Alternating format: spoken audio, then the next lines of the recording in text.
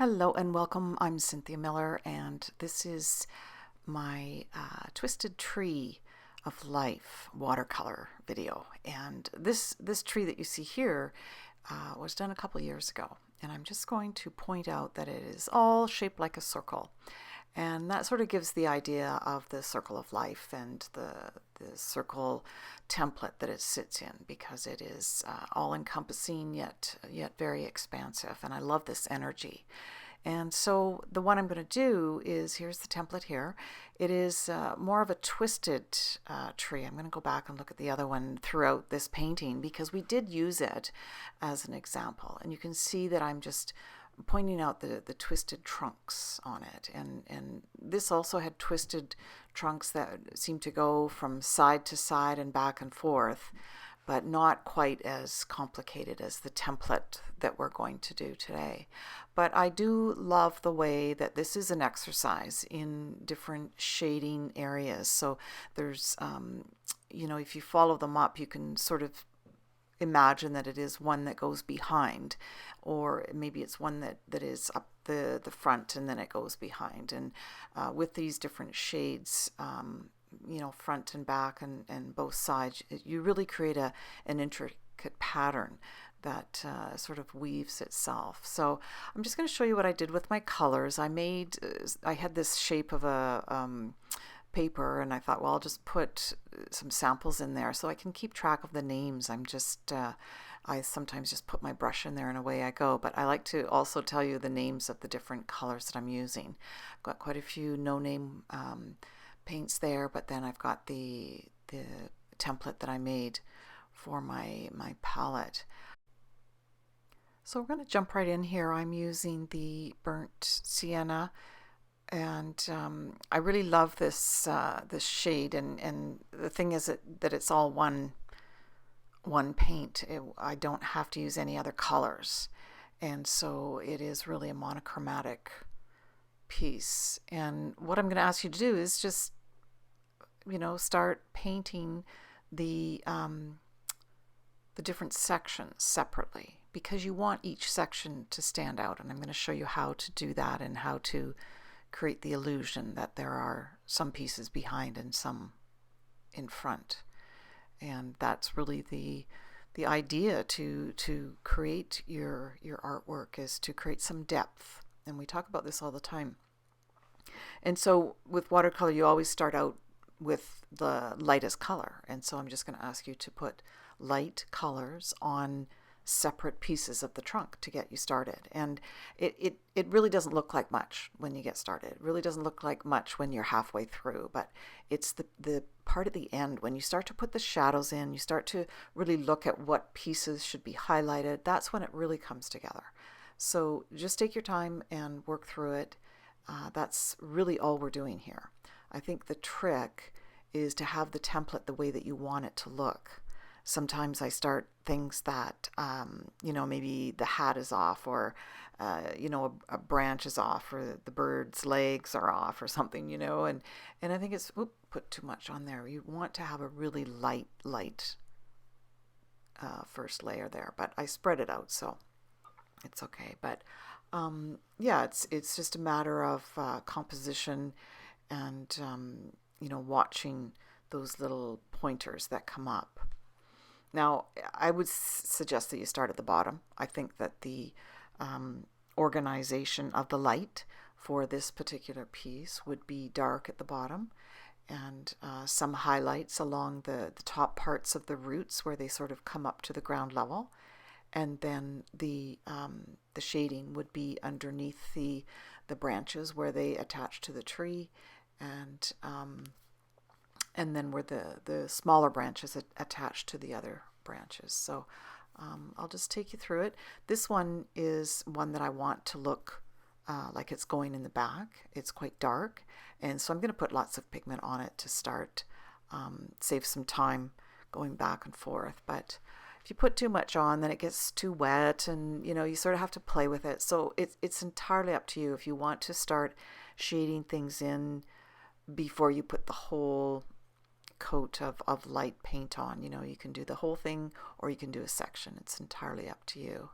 But I'm just going to let that one dry, And this is another one that I wanted to put lots of pigment in. And the brush I'm using is my 3/4 inch flat slant brush. And I do love it, but I think it's a little bit big for this piece. But I think I switch out to a smaller brush, and because they are small pieces, you know, and once you've got your pencil lines in there, you do want to keep within those lines as much as you can. You don't want your colors and shading and stuff to, you know, accidentally go over a line that really would look better if you followed the line. Like there's lots of shading that would go over the line, but you know, that comes up as you create it, right? So yeah, when I started to put the paint on these pieces, I didn't really know what each piece was going to look like, but I'm quite happy the way this one turned out. So each of these sections, I sort of just blended them all together because it just seemed like they were too small to do them separately. So I'll do my shading in sort of in the way that will make that look like it's three-dimensional. It's the wrapping around effect. And if you've ever seen these trees, they're really quite amazing. And I wonder sometimes what made them do this, but it could be light, it could be wind, it could be an energetic sort of a twirl from a storm. And some of them are just meant to be that way. They're kind of cool. And yeah, we live in the forest here, and we get to see a lot of these twisted trees. But you can also see vines that twist. I know that grapevines are really kind of cool to draw if you find some that, you know, really do the curl. I love drawing vines and trees and different things that, you know, it's kind of cool that you can just use one color and get so much from it, right? So yeah, I'm just going to continue to put layer after layer, go around the tree. So I've put a little bit more into it, and I'm showing you the branch that is in the back, making it just a touch darker. And so when you're drawing out your template, you want to make sure that you've got those mapped out. You don't want to start painting the light ones, the dark color. You want to make sure that you know where you want your dark, because that's where you're going to keep painting. The light ones will just stay the same, and then you just sort of decide where you want the dark ones, and that's where you put the paint. Don't touch the light ones again unless you're doing some shading, or you know, you sort of have to decide which one's which. So I'm just taking some paint off here and helping it to have that sort of highlight above it. Not above it, but at the top of the curve is what I'm trying to say. And then just bringing that dark down. And I'll just keep going over the darks. That's really what you have to do now, is just keep going over the darks. And I figured out kind of a neat way to make it look a little bit rough at the end of the video for the roots, because they do tend to have more little knobs and nodules and more rough looking. Sometimes the bark of these trees are so smooth, but the roots that are sticking out of the ground there are really kind of rough looking. So I tried to portray that at the end of the video. So you can just see I'm just following up the darks on both sides of the tree. Just continuing to put that pigment in there. It's the same color as the rest of the tree, just a little bit darker. And so there's that happy mixture of just enough pigment, just enough water, and you want to keep it smooth, I think, to start. You can start to add a little bit more shading afterwards. Just filling in the darks.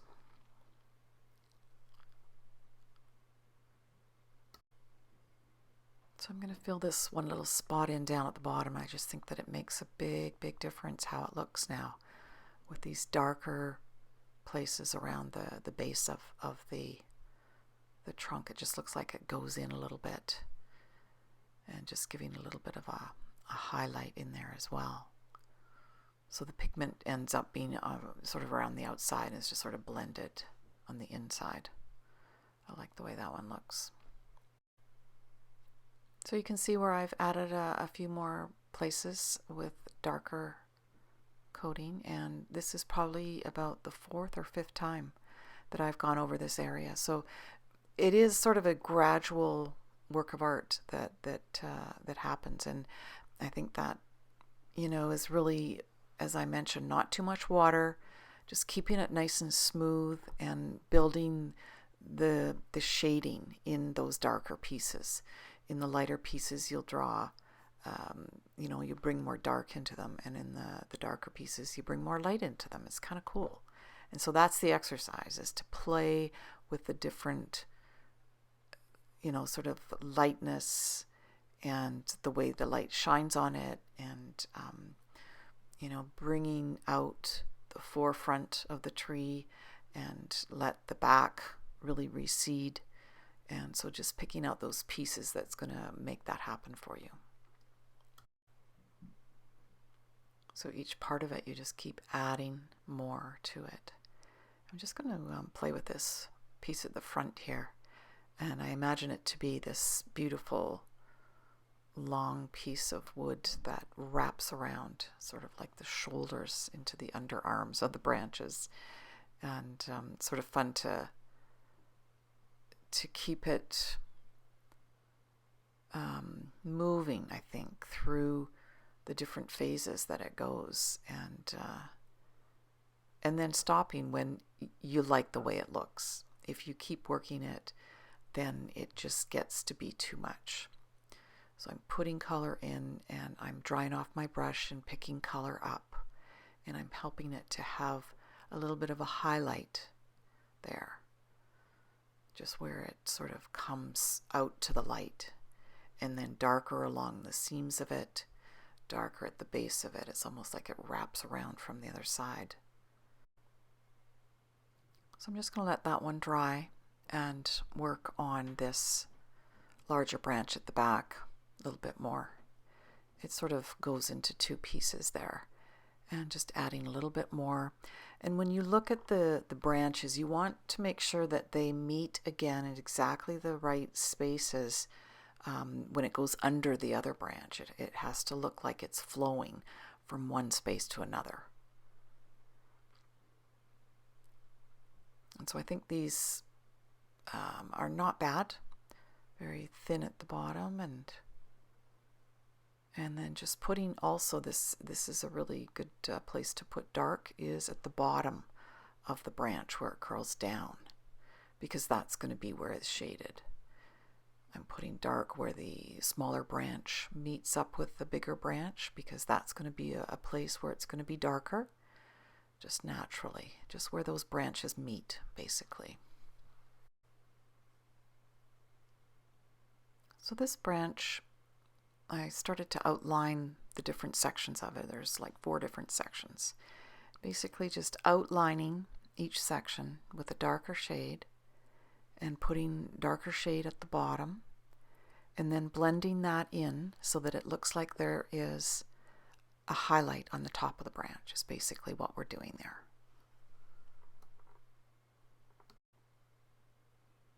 And then we're going to do it again, and we're just going to keep outlining those sections one by one, keep bringing that shading up from above and the light down from below, just adding each one individually.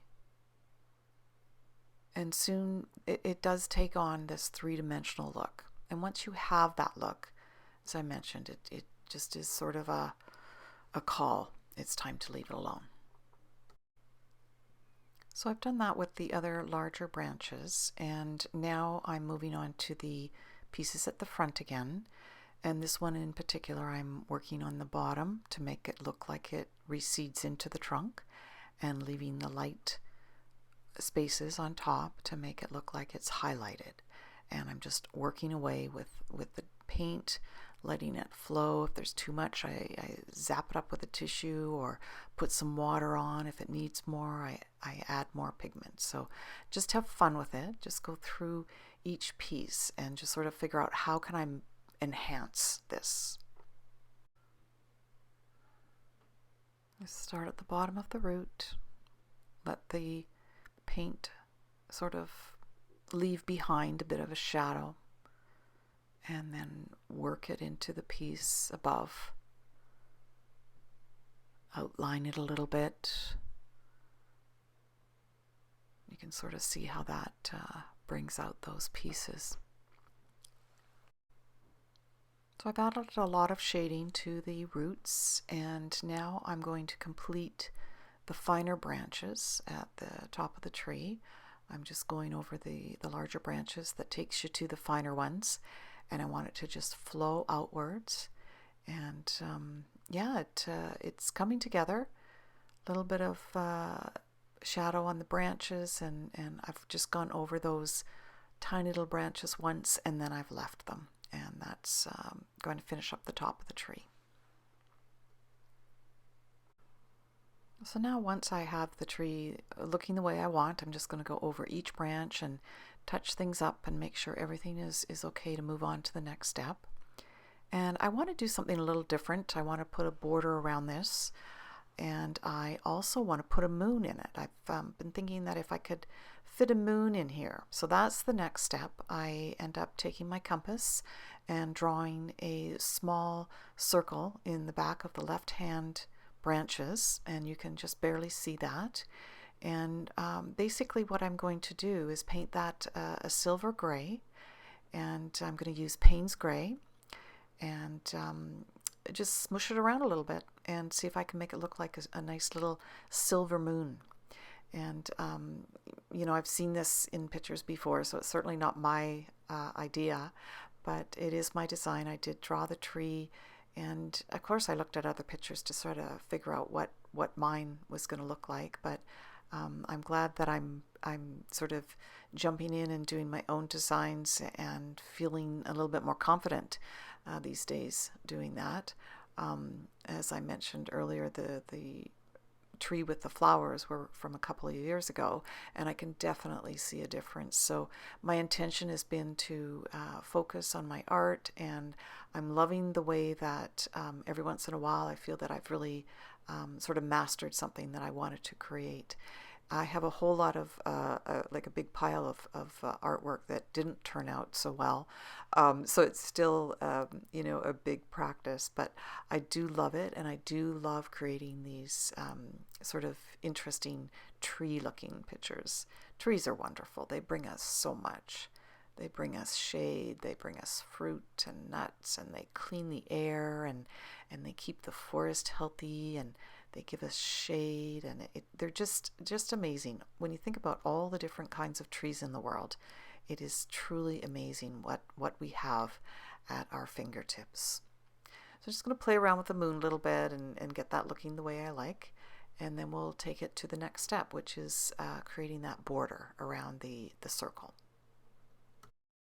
So as promised, this is the roots close up, and you can sort of see the different pieces, the different applications, the different layers of all the different tones of this one color. And yeah, just making it look a little rough. Okay, so just finishing off the moon a little bit, spreading that color around.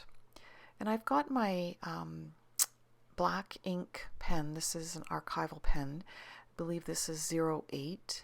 And I'm just tracing the pencil outline around the tree, and I knew it was going to be a little bit rough, so I thought, well, maybe I'll put a little design in the line once I get it drawn, because as you can see, there's little bumps, and you know, it's not perfect, and you know, I just sort of wanted to have a little bit more complication to that line, so you can't see the little bumps. So what I do is decide to make little bumps in it, so it's sort of like creating these little beads around the circle as I go. So this is how I moved with the little beads around the circle. Just making these little shapes as I go. And sometimes the beads are a little bit bigger, a little bit smaller. I just take my time, and you know, even if they create a little few bumps, you can distract that with a few other bumps, and before you know it, you've got it looking nice and even. So that's it for the Twisted Tree of Life. I hope you've enjoyed that, and maybe one of these times you can visit us at our paint circles every Thursday. See you soon. Take care.